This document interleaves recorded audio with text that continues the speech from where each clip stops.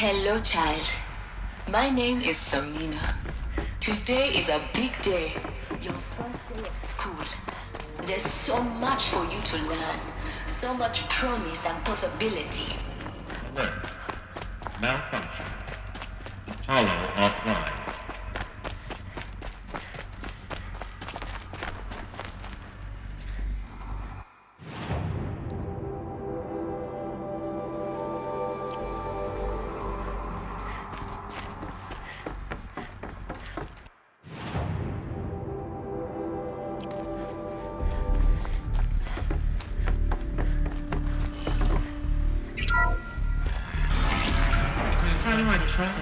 Dr. Sobek.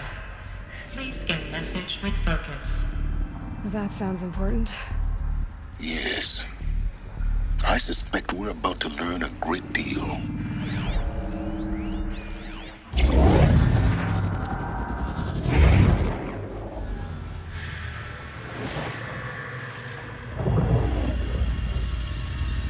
Elizabeth,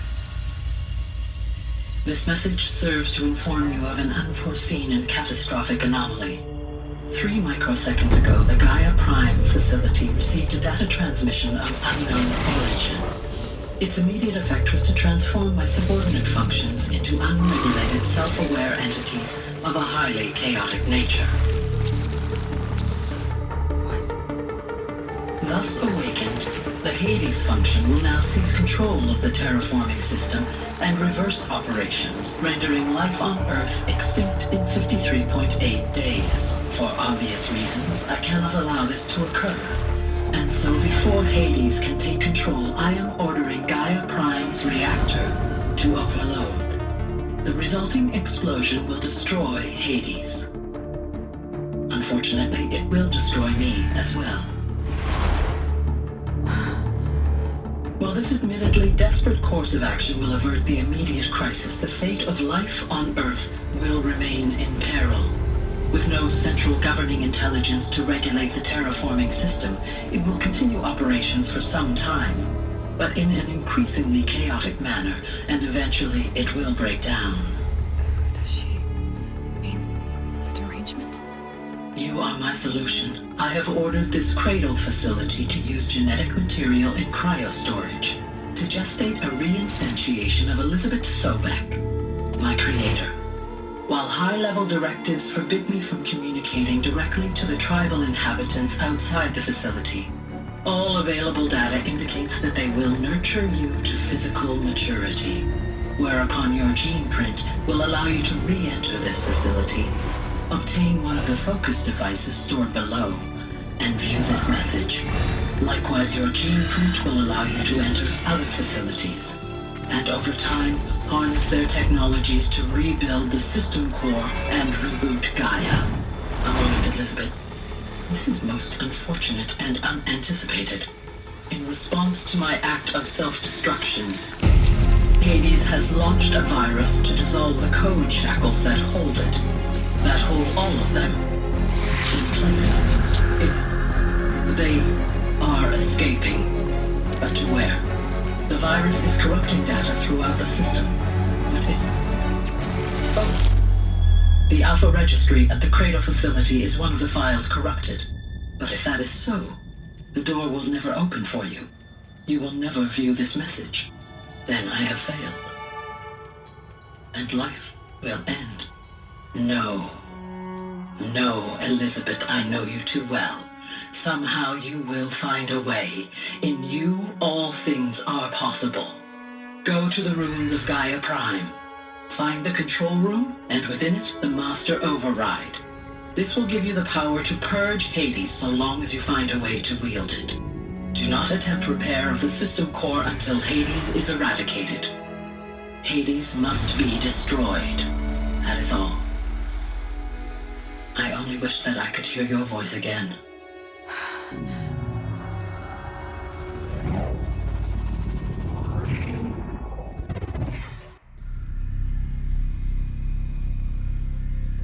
So, you're even more extraordinary than I thought. I never had a mother. What are you talking about? You had two, a dead woman and a machine. I'm not a person.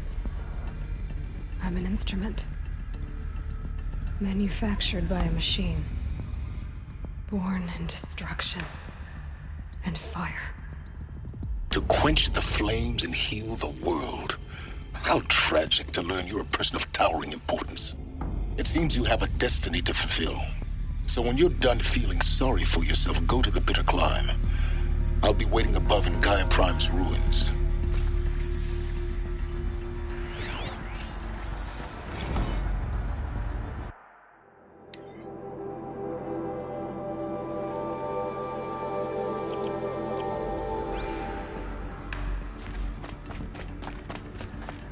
Identiscan malfunction rectified.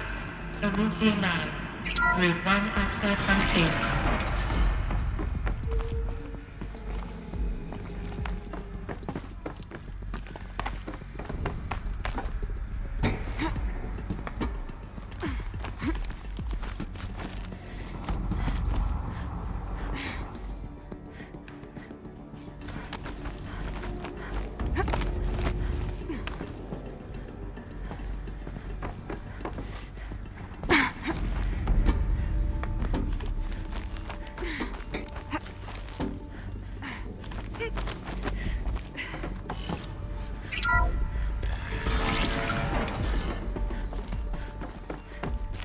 This is going to be interesting.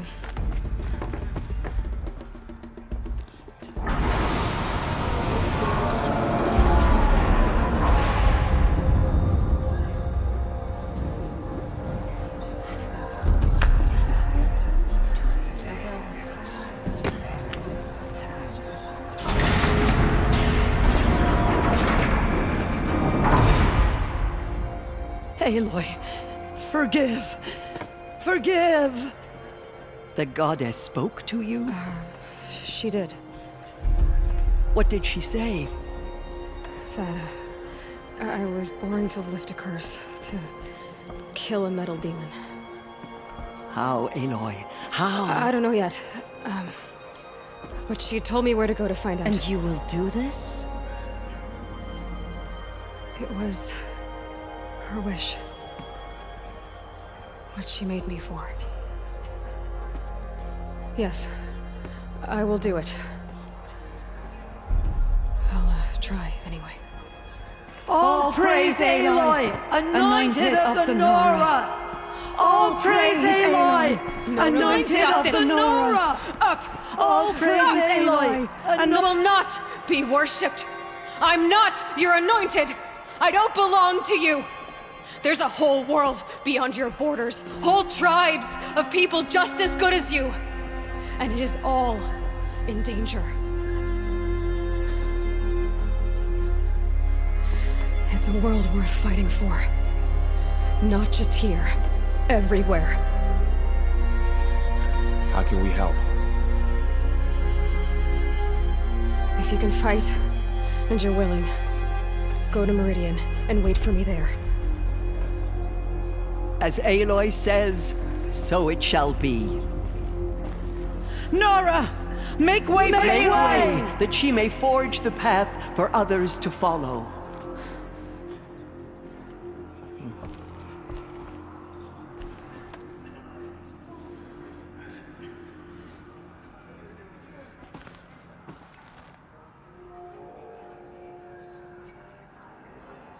I nearly lost hope before the Anointed saved us. She can do anything. Aloy. Even destroy the corruption beyond the Praise sacred goddess. land. The Anointed will wash all signs of corruption away. Aloy, how kind of you to spend a moment with me before you depart. There can be no doubt now.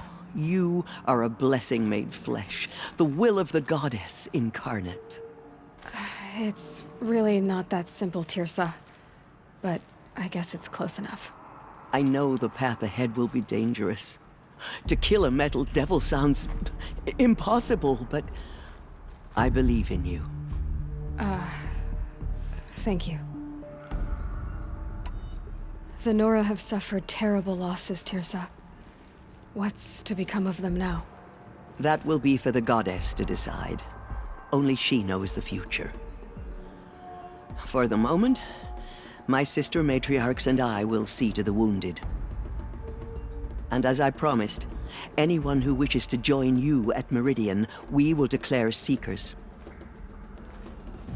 I think for the time being, we should remain here in the mountain, close to the goddess.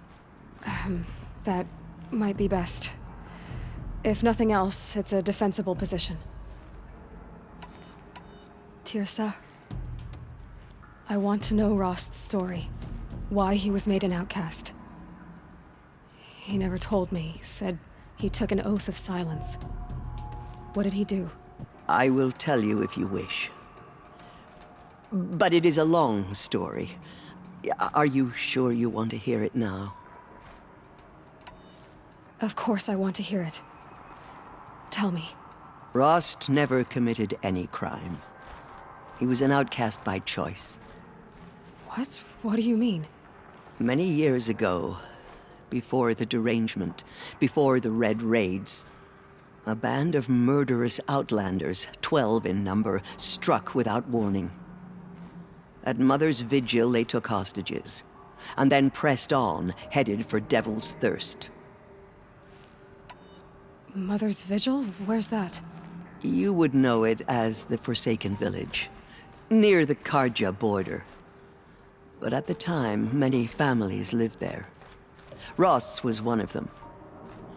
His mate was killed fighting the Outlanders, and his daughter was among those taken hostage. His daughter? What was her name? Alana. She was just 6 years old. Nora Braves couldn't stop 12 Outlanders? Or rescue the hostages? It was quite impossible. We outnumbered them, but every time a Brave came within bowshot, the Outlanders killed a hostage. What did they come here to do? That was never discovered. We couldn't track closely enough to observe them. We know they camped beyond Devil's Thirst for 2 days. There were reports of strange noises. And then, as suddenly as they came, the Outlanders made their way back to the border and disappeared. What happened to Rost's daughter? She was killed? Rost was one of the Braves who tracked the Outlanders, keeping his distance. There were 6 hostages still alive when they reached the border. Alana among them. Rather than release them, the Outlanders slit their throats and left the corpses just across the border, mocking us. Why? Cruelty. They knew the faithful Nora would not leave the sacred land to collect the bodies, let alone pursue them. They thought themselves safe from... Saying that Rost went after them? That he became an exile? No. Rost was beside himself with grief, but even so, he would never have broken taboo. Then what did he do? He called upon the most terrible and secret rite of the Nora tribe. He begged to be made a Death Seeker. A Death Seeker? What is that? One who dies to go seeking, and in seeking, brings death to others.